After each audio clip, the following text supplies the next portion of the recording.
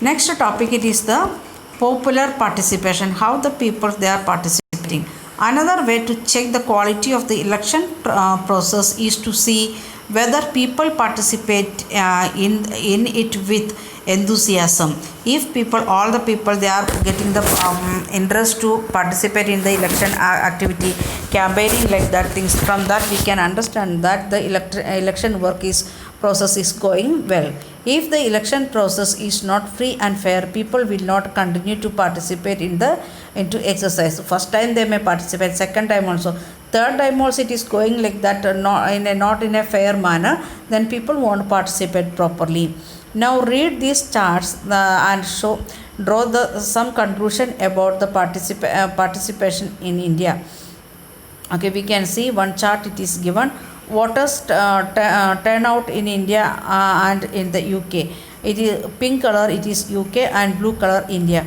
And that is in the 78 means the number of the people they was casting vote in different years. In India it was 56, and that time in England, UK, it was 78.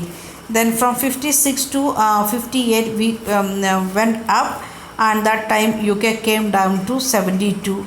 Again we went up to 62, that time also UK slowly coming down. Then we came down little bit to 60, that time UK reached to 59. From where? From 78.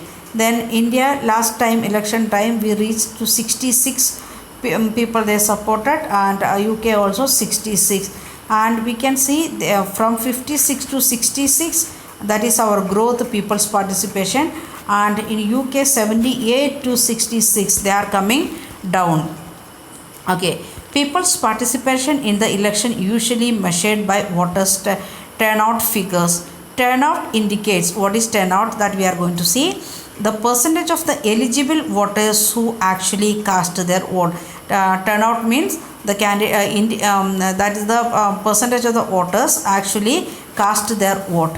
Over the last 50 years, the turnout in Europe and North America has declining. The number of the participants in candidates they are casting their vote, it is coming down. But in India it is coming up slowly, but it is steadily and slowly it is coming up.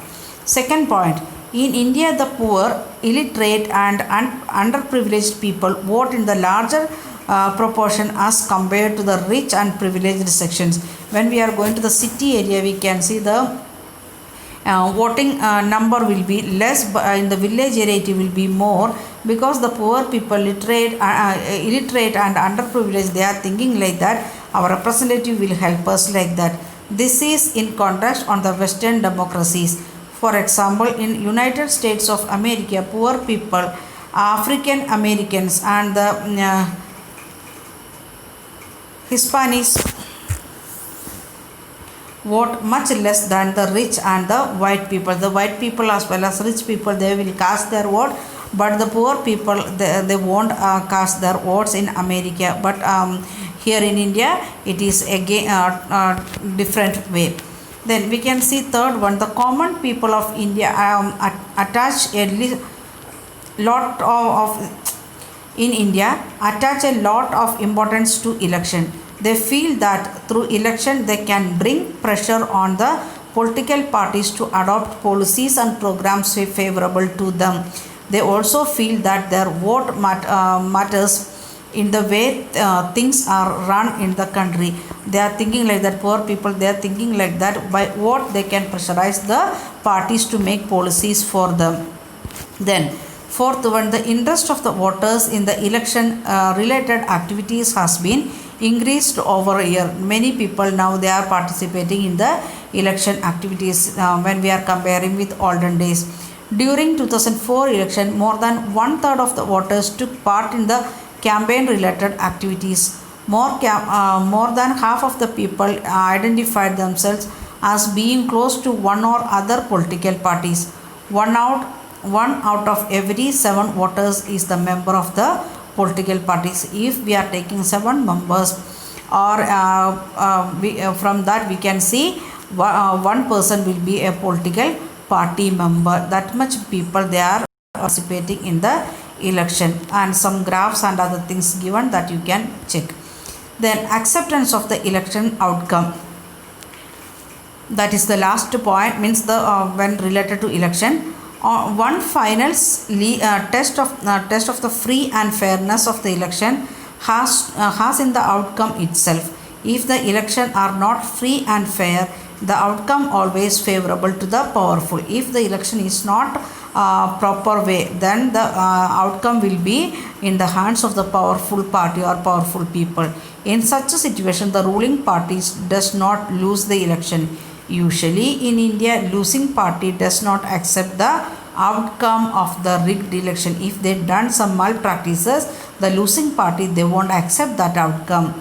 The outcome of Indian election speaks for itself. The ruling parties routinely lose elections in India, both at the national and the state level. We can see one time they are ruling, and third time normally other parties they are coming in the power. And Tamil Nadu, Kerala, like that states, one party and second party like that in both in, they are coming to rule. In fact, the every 2 out of 3 elections held in the last 25 years, the ruling party lost. If we are conducting 3 elections, in one election they will lose, the ruling party, they will lose their seat. In the US, an incumbent or sitting election representatives rarely loses the election. In India, about half of the sitting MPs and MLAs lose their election. That very natural here in India, because if we don't like, we won't give vote to that particular person. Candidates who are known to have spent a lot of money are buying votes, and those with non-criminal connections often lose election. Even though the people, they are giving many things, many gifts and money, and they are using the criminal activities to get the voting, that like that people, they are losing the election.